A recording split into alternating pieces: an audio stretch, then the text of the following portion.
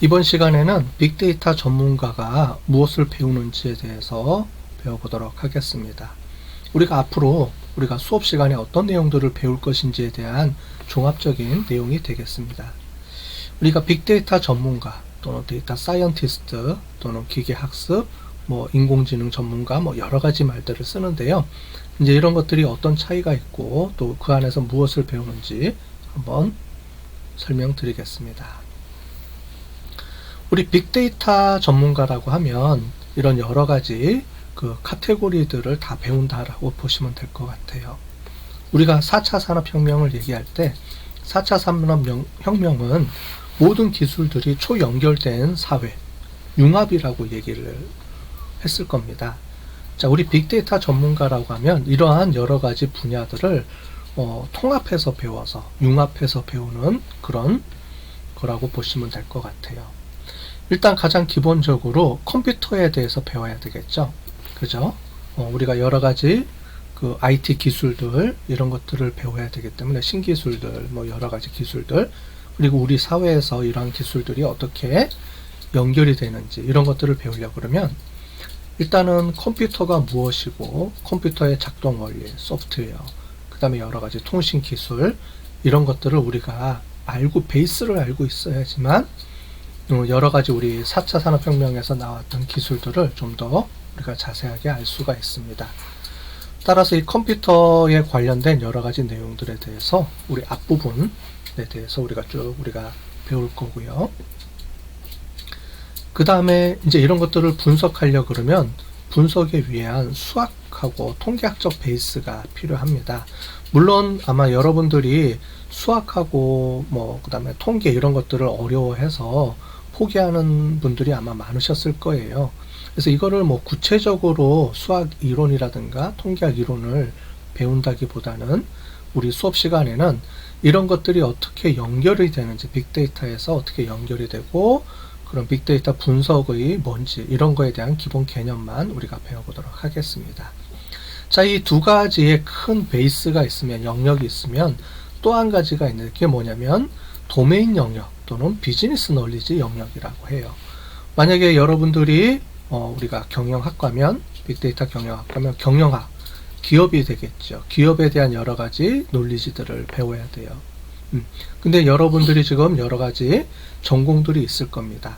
그 전공들에 관련돼서 여러분들의 지식들이 있겠죠.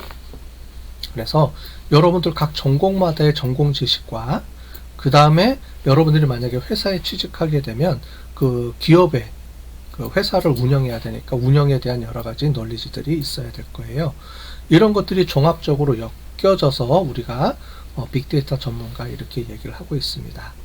그 중에서도 이제 여기서는 우리 수업에서는 컴퓨터하고 수학 관련된 개념 이런 개념들을 우리가 주로 배울 텐데 이런 것들을 통합해서 연결해서 배우는 거를 우리가 데이터 사이언스 또는 빅데이터 전문가 이렇게 얘기를 합니다. 자, 컴퓨터 쪽하고 연결이 돼서 도메인하고 연결이 되는 부분을 이런 부분들을 소프트웨어 개발자 즉 뭐라고 부르냐면 우리가 IT 개발자라고 하죠. 코딩하는 사람들 IT 개발자가 주로 이 영역이 되겠고요.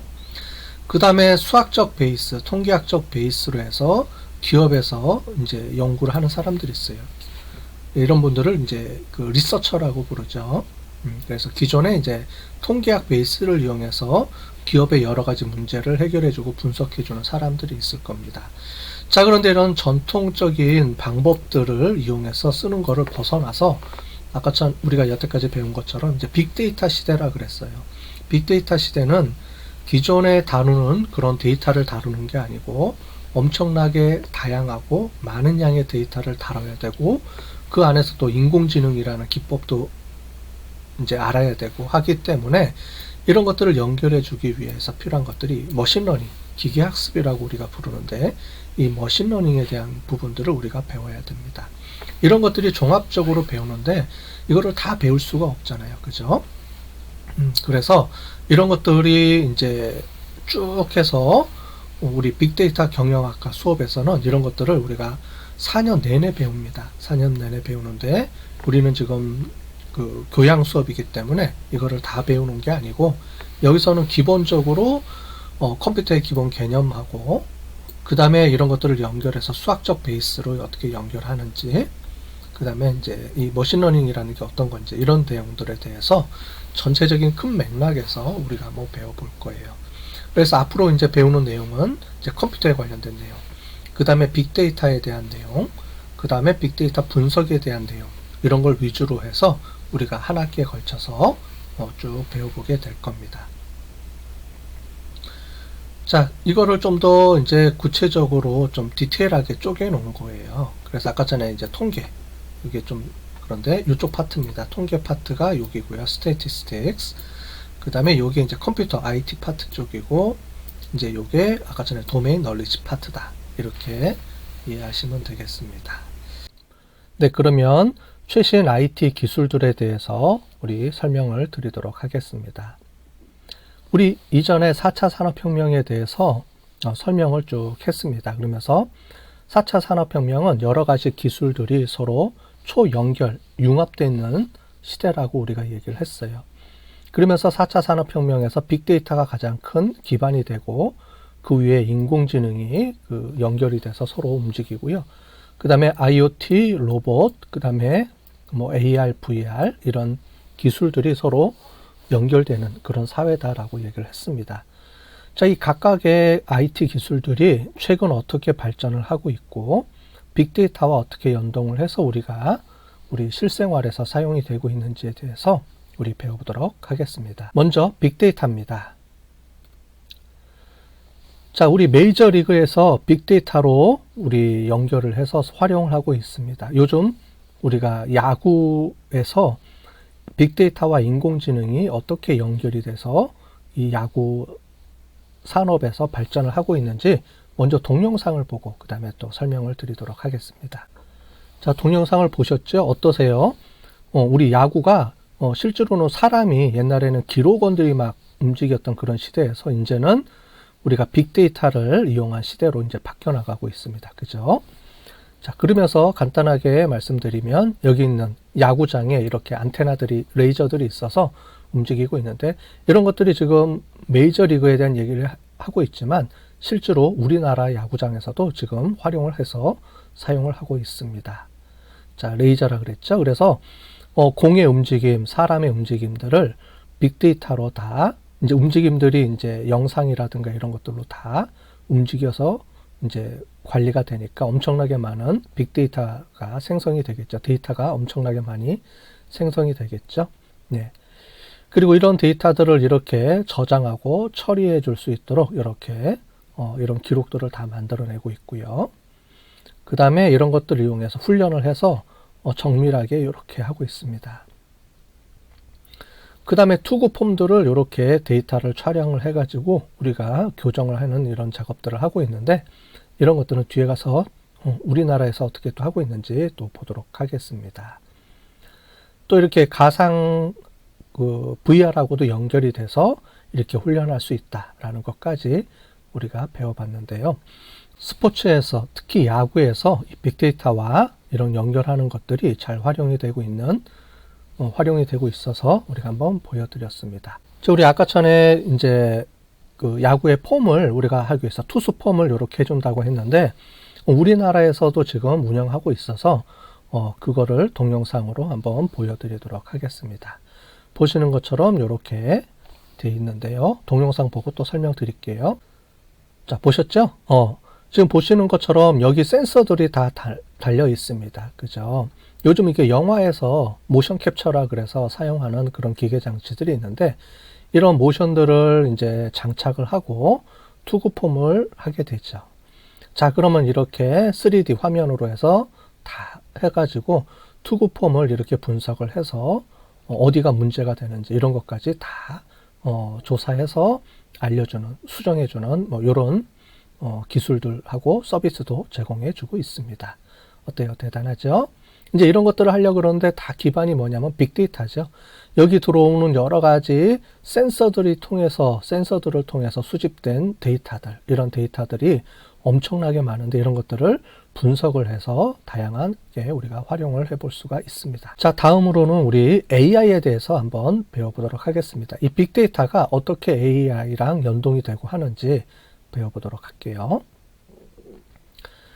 자, 스포츠, 우리 아까 전에 빅데이터에 대한 얘기를 했는데, 그 빅데이터 안에 이미 그 분석을 하기 위해서 인공지능이 분석이 되고 있습니다. 인공지능을 사용해서 분석하고 있습니다.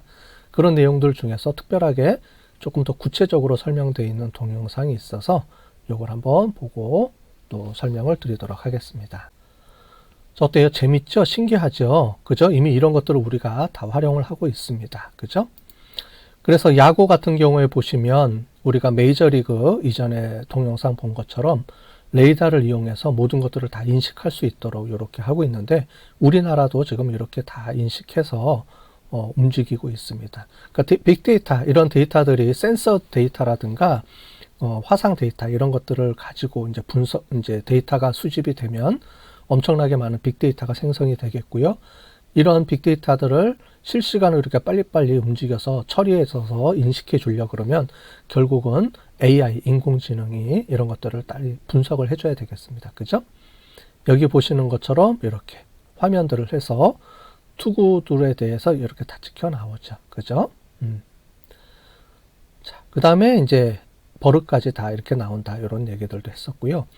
이런 야구장뿐만이 아니고 축구장도 이렇게 합니다. 축구장에서 움직이고 있어요. 여러분들 국가대표 축구들을 하게 되면 요즘 축구 선수들이 등이나 발에나 뭘 차고 다니는 것을 볼 수가 있을 거예요. 혹시 옛날에 월드컵 할 때 황희찬 선수가 이제 골을 넣고 우통을 벗었는데, 거기 이제 엑스밴드처럼 이렇게 스포츠 브라처럼 찬 게 있을 거예요. 그게 뭐냐면 그 안에 뒤에다가 이제 센서를 이렇게 달아놓은 겁니다. 그래서 요즘은 축구 선수들이 다 센서를 부착하고 축구를 해요. 그래서 본인들이 얼마나 움직였는지 이런 것들을 실시간으로 다 관리를 해주고 이제 이런 것들을 분석하게 하는 그런 시스템들이 존재를 합니다. 자, 이렇게 움직이죠. 당연히 그런 것들이 움직임이 많은 게 축구뿐만이 아니고 농구도 있죠. 그래서 농구들도 이렇게 보시면 다 요즘 그 등이나 허리나 아니면은 발목에다가 차고 이렇게 움직임을 다해서 실시간으로 이런 패턴이라든가 이런 거를 우리가 분석할 수 있도록 다 되어 있습니다.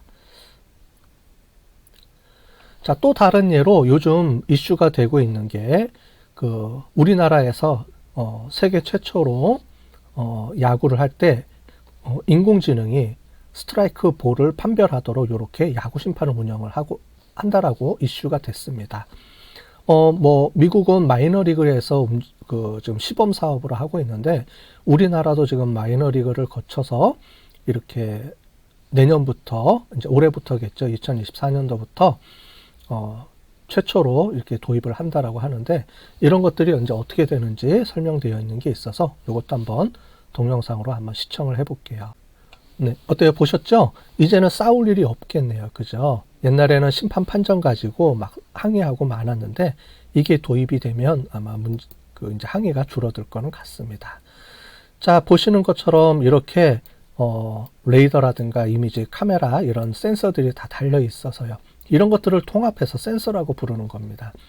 이런 센서들을 통해서 구종이 들어오면 이렇게 인공지능이 그거를 바로바로 판단해서 본인이 알고리즘에 의해서 분석을 해서 판단할 수 있도록 이렇게 다 되어 있습니다. 나중에 우리가 수업 시간에 뒤에 가서 인공지능에 대해서도 우리가 배워볼 텐데요. 인공지능이 이런 것들을 어떻게 처리하는지 이런 거에 대한 간단한 예제들을 이용을 해서 한번 배워보도록 할게요. 여기 보시는 것처럼 이렇게 다 되어 있죠. 다음으로는 IoT입니다. 사물 인터넷에 대해서 우리가 한번 배워보도록 하겠습니다. 자, 사물 인터넷에 대한 설명이 동영상으로 나와 있는데 이것도 한번 보고 우리 설명을 계속할게요. 자, 잘 보셨죠? 안에 있는 동영상을 보시면 우리 이미 82년도에 자판기에 있는 것과 연결을 해서 이 데이터를 측정하고자 하는 시도가 있었고요. 그 다음에 RFID 태그를 이용을 해서 이제 움직이는 거죠. 그러니까 여러분들이 이제 포장지나 이렇게 택배를 하게 되면 RFID를 이용해서 자동으로 이제 인식을 해서 그 사물을 유통하거나 아니면 배송할 수 있도록 이런 시스템들이 또 있었고요. 자, 이런 사물들과 스마트폰이 이제 보급이 되면서 이제 스마트폰을 이용을 해서 사물들하고 연결하는 게 이제 본격화되기 시작을 했죠. 자, 그래서 이렇게 스마트폰을 이용해서 모든 사물들이 연결이 되는데 꼭 스마트폰이 아니고요. 사물 인터넷은 모든 사물과 사물들 사이에서도 연결을 합니다. 그죠? 그래서 사물들하고 연결을 해주고 우리 스마트폰도 하나의 사물이기 때문에 그거랑도 또 연결을 해서 컨트롤할 수 있다. 뭐 이런 내용들입니다. 자, 그래서 멀리 떨어져 있는 곳의 생태도 확인이 되고요. 그 다음에 그 위에 있는 모든 우리가 물리적인 그런 사물들이 다 연결을 해서 움직일 수 있죠. 우리 이미 유비쿼터스라는 개념을 이야기를 하면서 사물 인터넷이 어떤 개념으로 들어와 있는지 설명을 해줬을 겁니다. 그죠? 그거에 대한 내용이고요. 그 다음에 이렇게 다양하게 연결이 돼 있죠. 그죠? 사물들이 연결을 해야 되니까 그 안에 이미 컴퓨터가 내장이 돼 있어야 되고, 인베디드 돼 있어야 되고, 네트워크로 연결이 돼야 되고, 그 다음에 뭐 보안 서비스 이런 것들이 돼 있어야 된다. 이런 내용이고요. 그 다음에 이렇게 우리 가장 대표적인 걸로 얘기 나왔던 게 이제 무인 자동차. 이렇게 나와 있습니다. 이걸 한번 보시면 좋겠습니다. 이거 한번 봤죠? 네. 우리가 다음 기술로 우리 로봇이 있습니다. 로봇 엄청나게 많이 발전을 했죠. 그죠? 뭐 우리가 SF 영화에서 보는 그런 로봇이 실제로 우리가 일상생활에서 어디까지 개발됐는지 이거 한번 보도록 할게요. 우리 가장 대표적인 로봇에서 가장 대표적인 게 보스턴 다이나믹스라는 회사입니다. 이 보스턴 다이나믹스라는 회사가 현재는 우리 현대자동차 그룹에서 이 로봇을 인수를 했죠. 자, 현대자동차가 자동차를 만들다가 왜 로봇을 인수했을까요?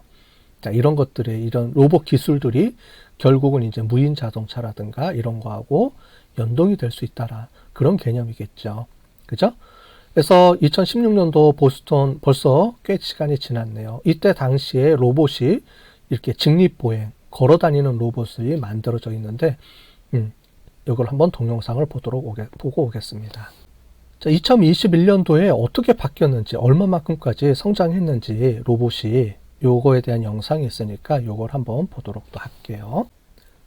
다음으로는 우리 VR, AR입니다. 우리가 증강현실이라고도 우리가 부르죠. 예, 그 증강현실에 대한 내용입니다. 자, 요것도 우리가 가상현실로 우리가 자동차를 설계를 하는데 어떻게 이게 가능한지, 이 증강현실, 가상현실이 어떻게 연관이 되는지 설명이 되어 있는 동영상이 있어서 요걸 잠깐 보고 또 계속 설명하도록 하겠습니다. 자, 우리가 보신 것처럼 우리가 자동차나 이런 거를 설계를 할 때 여러 사람이 이제 공유해서 이제 설계를 하게 되죠. 옛날에는 종이로 이제 그리다가 지금은 CAD 시스템을 위해서 CAD로 그리다가 이거를 이제 시뮬레이션을 한다고 하거든요. 근데 지금은 이렇게 버추얼 해가지고 이렇게 우리가 개발이 이루어지는 시대까지 이제 이렇게 발전하고 있다라고 보시면 될 것 같아요.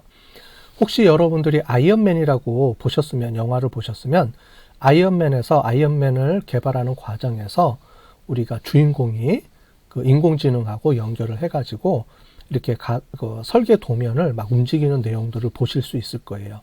그죠? 그거를 이제 버추얼 가상현실이라고 얘기를 하는데, 이런 가상현실이 실제로 이제 이렇게 설계나 이렇게 할 때 도입을 시키기 위해서 이제 시스템들이 개발이 되고 있다. 이렇게 보시면 될 것 같습니다. 가상현실하고 증강현실은 약간 좀 틀리거든요. 증강현실은 실시간에다가 이렇게 업데이트를 해주는 게 증강현실이고요. 지금 이런 것들은 가상현실이라고 보시면 될 것 같아요. 혹시 옛날에 포켓몬 여러분들 게임 있었죠? 포켓몬 게임. 그러면 실생활에 돌아다니면서 우리가 스마트폰으로 이렇게 갖다 대면 거기 있는 실물, 실제 우리가 화면에 이제 가상이 이제 뜨게 되죠. 이런 것들은 이제 증강현실이라고 우리가 얘기를 합니다. 자, 우리가 의료 시스템에서도 이거를 이용을 하는데요. 어떤 내용인지 한번 보고 오도록 하겠습니다. 자, 의료에서도 실제로 이제 의사들을 훈련을 시킬 때 이제 시뮬레이션 훈련이라고 하거든요.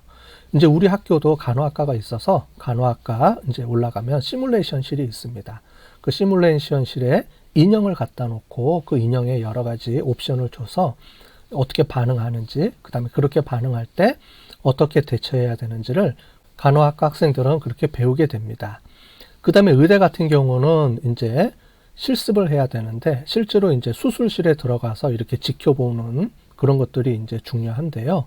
그렇게 지켜보는 것보다 실제로 이제 시뮬레이션을 이용해서 해야 되는데 이제 사람을 인체를 할 수가 없잖아요. 그죠? 그 다음에 이제 시체가 기증이 되면 이거를 카데바라고 하는데, 이런 카데바를 이용을 해서 우리가 해부학 실습을 하기도 하고 이렇게 하지만은 여러 가지 제한점들이 많이 있겠죠.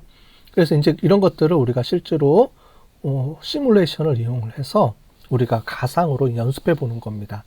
자, 그러면은 훨씬 더 이제 손에 익숙해지겠죠. 그죠? 그래서 이런 훈련을 할 때, 의료 시뮬레이션을 할 때 이런 걸 이용할 수 있도록 이런 것들이 이제 개발되어 있습니다.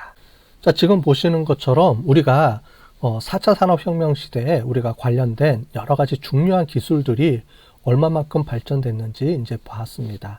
아마 이게 계속 앞으로 더 발전을 할 거예요. 그죠? 그러면서 더 우리 사회가 더 발전을 해 나갈 겁니다. 앞으로 계속 발전하면서 옛날에 얘기했던 유비쿼터스 세상이 이제 올 거고, 다른 말로 하면 4차 산업혁명 시대가 이제 더 사회가 발전하게 될 거고요. 이런 기술들이 여러분들 분야에서 어떻게 잘 접목될지 이런 것들을 잘 보시면서 우리가 앞으로 어떻게 대처해야 될지 이런 것들을 배우는 게 중요하겠죠. 그래서 이후 수업 시간에는 이런 것들이 어떻게 연결이 되고 움직이는지에 대한 것들을 배우기 위한 기초 과정들을 우리가 배워보도록 하겠습니다.